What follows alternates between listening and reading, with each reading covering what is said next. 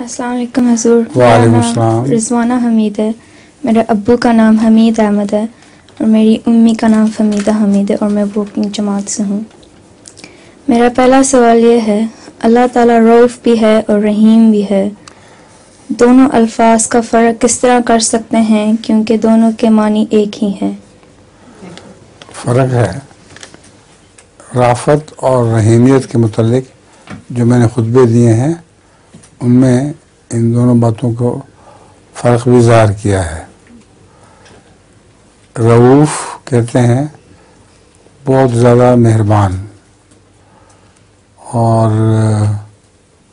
نرمی کرنے والا،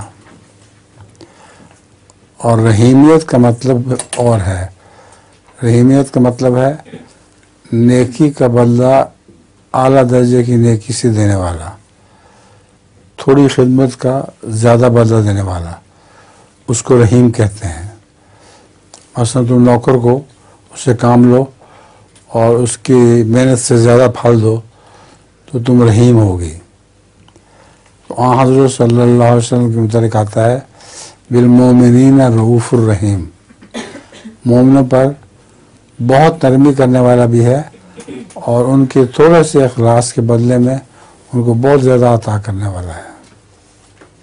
ٹھیک ہے. جزاک اللہ.